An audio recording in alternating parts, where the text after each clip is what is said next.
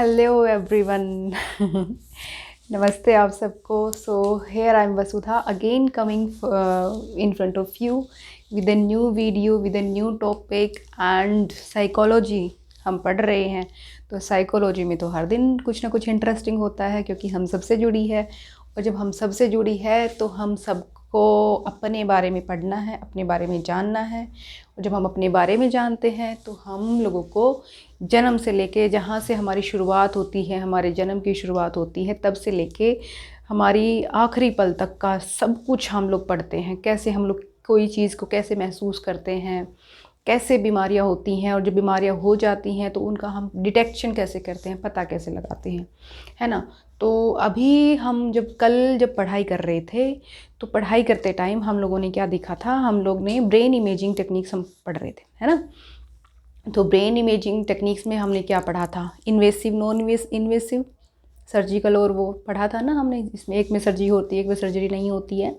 तो आज जो है, आज हम पढ़ेंगे कि ब्रेन को डिटेक्ट कैसे किया जाता है। अगर किसी को सीज़र होता है तो सीज़र को कैसे डिटेक्ट किया जाता है। अगर किसी को कुछ और बीमारी होती है, जो मानसिक बीमारी होती है, तो उसको डिटेक्शन कैसे किया जाता है। ठीक है, मुश्किल नहीं है, बट पढ़ोगे तो सब हो जाएगा। नेट वाले बच्चे भी बिल्कुल ध्यान देंगे। बहुत इम्पोर्टेंट टॉपिक है, बहुत ज़्यादा इम्पोर्टेंट टॉपिक है। और ईवीजीसी में से इसमें से क्वेश्चन आया था। ठीक है, अभी बताती हूँ कौन आया था। तो सबसे पहले जो है हम पढ़ते हैं सीटी के बारे में। ठीक है, तो इसकी सीटी को बोलते हैं कंप्यूटेड टोमोग्राफी। तो ईवीजीसी वाले बच्चों, ये क्वेश्चन ईवीजीसी में आया था। उसमें आया था कि कंप्यूटर टोपोग्राफी, कंप्यूटर टोमोग्राफी। तो कंप्यूटेड टोमोग्राफी होता है, टोपोग्राफी नहीं होता है। ठीक है, ये क्वेश्चन डीएसएसबी ईवीजीसी में आया हुआ था लास्ट टाइम में। ठीक है, डू रिमेंबर दैट।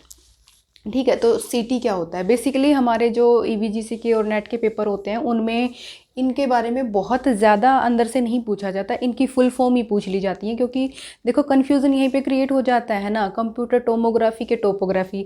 मैं खुद एक बार कंफ्यूज हो गई थी, और बिल्कुल थोड़ा टाइम होता है ना हमारे पास, तो फिर मन को शांत किया, और मन को शांत करके कंप्यूटर टोमोग्राफी, कंप्यूटर टोमोग्राफी, तो ऐसे फिर वो हो गया सही।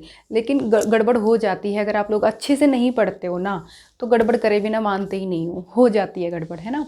तो आराम से मन को शांत करके, कोई जल्दबाजी नहीं, यू हैव इनफ टाइम। अभी ईवीजीसी की पोस्ट भी नहीं आई है, काउंसलर का एग्ज़ाम हो गया, नेट के अभी फॉर्म भी नहीं निकले। तो आराम से सुकून से पढ़ो, वीडियो को स्पीड मत बढ़ाओ, एकदम रिलैक्स होके मन को शांत करो, आगे बढ़ो। तो कंप्यूटर टोमोग्राफी, ठीक है, कंप्यूटर टोमोग्राफी ये क्या होती है। कंप्यूटर टोमोग्राफी एक ब्रेन इमेजिंग टेक्निक होती है। सबसे पहले तो ब्रेन इमेजिंग टेक्निक तो होती है, लेकिन क्या इसमें फिर बॉडी का वो नहीं करते, बॉडी का भी करते हैं। ठीक है, इसमें हम बॉडी की स्कैनिंग भी करते हैं, बॉडी को भी इमेजिंग करते हैं। लेकिन अभी फ़िलहाल क्योंकि हम ब्रेन इमेजिंग टेक्निक्स पढ़ रहे हैं, तो इसमें हम ब्रेन पे फोकस ज़्यादा करते हैं। ठीक है, तो ये क्या है, कंप्यूटेड टोमोग्राफी। सबसे पहले ये नोट डाउन कर लो। कंप्यूटर टोमोग्राफी होती है, ब्रेन इमेजिंग टेक्निक होती है, मेथड होता है, जिसमें पर्टिकुलरली क्या होता है, इसकी जो मशीन होती है वो, जैसे एमआरआई की मशीन देखी है ना आप लोगों ने, ऐसे गोल सी मशीन होती है, उसके अंदर ऐसे एंट्री करवा दी जाती है। तो ऐसी ही इसकी मशीन होती है, और उसमें उसको एंट्री करवा दी जाती है। इस बेसिकली एक एक्सरे के जैसा हमारे पास एक स्कैनिंग निकल के आती है कंप्यूटर टोमोग्राफी में। ठीक है, बस आप लोगों का इतना ही जानना जरूरी है कि क्या क्या क्या कैसे होता है। ठीक है, तो बेसिकली एक्सरे के जैसे, तो डिटेल्ड एक्सरे के जैसा होता है। ठीक है, इसमें और जो हमारे सामने जो रिपोर्ट निकल के आती है वो एक पर्टिकुलर एक्सरे की तरह ही होता है। ठीक है, ये होता है। उसके बाद हाँ, इसमें हम क्या इसमें डिटेक्ट करते हैं। जब स्ट्रोक होता है ना, माइंड पे स्ट्रोक पड़ जाता है, सुना होगा ना स्ट्रोक। तो जो स्ट्रोक होता है तो हम कंप्यूटेड टोमोग्राफी करते हैं, ये क्वेश्चन आ सकता है। ठीक है, उसके अलावा ट्यूमर्स होते हैं, ट्यूमर हो जाते हैं, ब्रेन ट्यूमर्स हो जाते हैं, इंजरीज हो जाती हैं, या फिर क्या है, एबनॉर्मल ब्रेन स्ट्रक्चर होता है, तो फिर हम लोग क्या करते हैं, कंप्यूटेड टोमोग्राफी करते हैं। तुम लोग बल्कि सीटी याद मत रखो, कंप्यूटेड टोमोग्राफी रखो, क्योंकि पेपर में आता है ना। तो फिर तुम सीटी अगर कर लोगे ना, फिर टोमोग्राफी में तुम लोगों को कन्फ्यूजन क्रिएट हो जाएगा, है ना। आई डोंट वॉन्ट कि तुम्हारा एक भी नंबर कहीं से भी कटे। तो तुम लोगों को क्या करना है, कंप्यूटेड टोमोग्राफी किसके लिए, ट्यूमर्स के लिए, एबनॉर्मल एक्टिविटीज़ को मेजर करने के लिए, और इसमें क्या होता है, एक डिटेल्ड एक्सरे होता है। ठीक है, गुड, हो जाएगा। उसके बाद आ जाता है एमआरआई। एमआरआई क्या होता है? MRI magnetic resonance imaging. Magnetic resonance imaging, ये नाम तुम लोगों को याद रखने हैं। कई बार क्वेश्चन ऐसा जाता है एफएमआरआई, एमआरआई, सीटी स्कैन किसकी क्या फुल फॉर्म है, ऐसे, ठीक है। और थोड़ा थोड़ा गड़बड़ करके गड़बड़ हो जाती है। तो एमआरआई क्या होता है, नाम पता चल गया। अब उसके बाद है एमआरआई में तुम लोगों ने ये तो खैर पढ़ा ही होगा, इसका तो पता ही है। एमआरआई की एक ऐसे गोल सी मशीन होती है, आगे बेड्स के जैसा होता है, उसको लिटा देते हैं पेशेंट को और उसमें एंट्री करता है, उसकी ब्रेन की पूरे की स्कैनिंग होती है। और सिर्फ ब्रेन की नहीं होती, मैग्नेटिक स्कैनिंग होती है, इसमें रेडियो और मैग्नेटिक स्कैनिंग होती है। लेकिन सिर्फ ब्रेन की स्कैनिंग नहीं होती, इसमें फुल बॉडी की स्कैनिंग हो सकती है।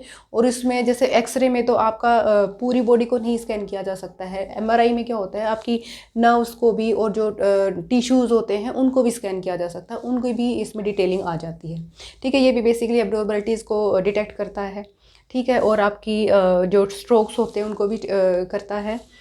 और उसके बाद जो हमारा आता है ईईजी, ठीक है। ईईजी की फुल फॉर्म भी आपको पता होगी, इलेक्ट्रोएंसेफलोग्राफी। इलेक्ट्रोएंसेफलोग्राफी, ठीक है। देखो ईईजी बेसिकली ब्रेन के लिए ही होता है, ईईजी में बॉडी का नहीं होता रोल, ईईजी ब्रेन के लिए होता है। अब तुम इसको कैसे याद रखोगे? देखो जहाँ भी सिफेलो आ गया, इसका नाम क्या है ईईजी का? इलेक्ट्रोएंसेफेलोग्राफी, यही नाम है। तो इलेक्ट्रोएंसेफलोग्राफी मतलब जहाँ भी सिफेलो आ गया ना, तो समझ जाओ ब्रेन से रिलेटेड है, सिफेलिक, ठीक है। तो जहाँ भी सिफेलो आ गया तो इट मीन्स ये क्या है, सिफेलिक, ब्रेन से रिलेटेड है। तो ईईजी डज मीन दैट कि यहाँ पे हम लोग क्या करते हैं, अपने ब्रेन की स्कैनिंग करते हैं। ब्रेन की स्कैनिंग में क्या एक क्या होते हैं कि छोटे छोटे वो होते हैं, एक मतलब पूरा ब्रेन को कवर कर देते हैं, छोटे छोटे तार से होते हैं। और वो पूरा वो होता है इलेक्ट्रिक कह रही हूँ, कुछ टूल सा होता है, उसको लगा देते हैं, फिट कर देते हैं और उसमें छोटे छोटे छोटे छोटे वायर से ऐसे होते हैं। ये तुम गूगल से निकाल के उसकी पिक्चर देख लेते हो और उसकी स्कैनिंग करते हैं। बेसिकली ईईजी कब करते हैं? जब जैसे स्टेजेस ऑफ स्लीप हमें देखना होता है, कोई सो रहा है और हमें जैसे जब हम स्लीप पे करते हैं ना, रिसर्च करते हैं कि कौन सी स्टेज में हमें नींद ज़्यादा आती है, कौन सी स्टेज पे हमें क्या फील होता है, कौन सी स्टेज पे हमें ड्रीम्स आते हैं। तो जब हम उसकी जो स्टेजेस ऑफ स्लीप को जब हम रिसर्च स्टडी कर रहे होते हैं तो बेसिकली हम ईईजी करते हैं उस टाइम पे, ठीक है। उसके अलावा क्या होता है कि हम सीजर्स, ट्यूमर्स होते हैं, उसको भी डिटेक्ट करने के लिए हम ईईजी करते हैं, ठीक है। स्काल्प पे लगा दिए जाते हैं और वो तार से होते हैं, बहुत सारा उस पर लगे हुए होते हैं।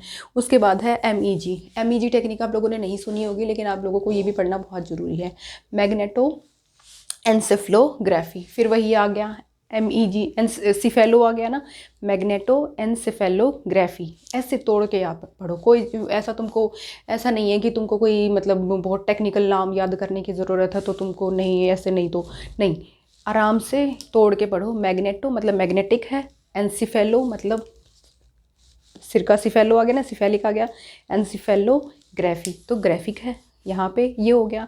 तो इसमें भी बेसिकली क्या होता है, एबनॉर्मलिटीज़ को स्टडी करता है ब्रेन की। और जो एमईजी में बेसिकली क्या होता है कि जो चीज़ों को और जो टेक्निक्स नहीं रिसर्च पढ़ पाते हैं तो वो इसमें होता है। लेकिन इसमें क्या होता है कि very sensitive to magnetic field called. So ये बेसिकली क्या होता है, इसमें एक करंट को यूज़ किया जाता है और ये नॉन इन्वेसिव टेक्निक होती है। और इसमें क्या किया जाता है, एक हेलमेट सा डाल देते हैं सिर के ऊपर। मतलब इसकी जैसे एमआरआई की तो मशीन ऐसे होती है, गोल ऐसे बेड होता है, उसको आगे भेज दिया जाता है। लेकिन इसमें इंसान बैठा होता है और मशीन ऐसे ऊपर होती है ऐसी वाइट से कलर की है, और उसको ऐसे हेलमेट सा डाल दिया जाता है उसके ऊपर, और फिर उसको मेज़र किया जाता है, ठीक है, उसको स्कैन किया जाता है, ठीक है। उसके बाद क्या है कि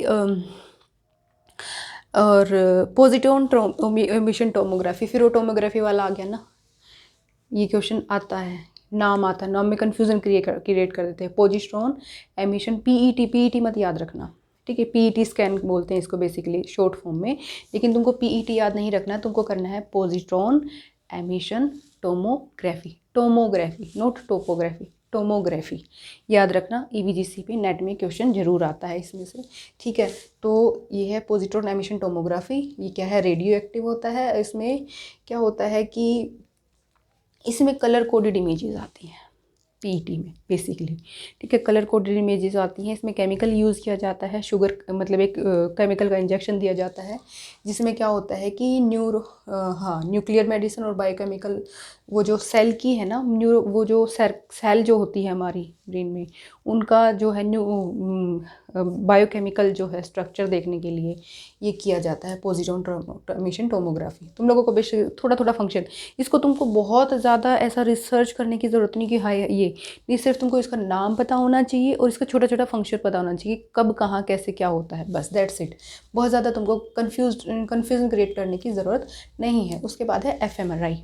एफएमआरआई बोलता है फंक्शनल एमआरआई। एमआरआई की तो पता है ना, मैग्नेटिक रेजोनेंस इमेजिंग, तो fMRI functional magnetic resonance imaging. ठीक है, तो ये एफएमआरआई हो गया हमारा। अब एफएमआरआई में क्या होगा, एफएमआरआई में क्या होता है, यही वही सारा ही एमआरआई वाला सिस्टम होता है, लेकिन इसमें क्या होता है कि ये उन चीज़ों को डिटेक्ट करता है जिसको एमआरआई या अदर स्कैनिंग डिटेक्ट नहीं कर पाते हैं। ठीक है, एफएमआरआई क्या होता है, जिसको और जो टेक्निक्स एमआरआई या फिर वो नहीं डिटेक्ट कर पाते हैं, तो उसको कौन डिटेक्ट करता है, उसको एफएमआरआई करता है। ठीक है, इजी है ना, बहुत मुश्किल नहीं था। अच्छा, फिर रेखा शर्मा जी ने कमेंट किया है कि मैम आपने जो टॉपिक कराए थे उसमें से 4-5 क्वेश्चन काउंसलर के आए थे, thank you so much for giving me the response, मुझे बहुत अच्छा लगा। लेकिन अभी तो तुम्हारा शुरू हुआ है तो क्लासेस को रेगुलर देखते जाओ, मैं तो पूरा सिलेबस तुम्हारा कवर करवाऊँगी। और मैं तो सोचती हूँ कि तुमको इन वीडियोज़ के अलावा कहीं से कुछ पढ़ने की ज़रूरत भी ना पड़े, और इतना मैं डिटेल में पढ़ाऊँ तुम लोगों को कि तुम लोगों को कहीं बाहर से हेल्प लेने की ज़रूरत ही ना पड़े, है ना। तो रेगुलर वीडियोस देखते रहो। And thank you so much Rekha ji for your response. मुझे बहुत अच्छा लगा, और मैंने आपका जो रिस्पॉन्स है इसका स्क्रीनशॉट लेके अपने फेसबुक वगैरह पे भी शेयर किया। Thank you so much everyone, thank you so much, आप लोग बहुत अच्छा सपोर्ट कर रहे हैं। And thank you for your helping, thank you.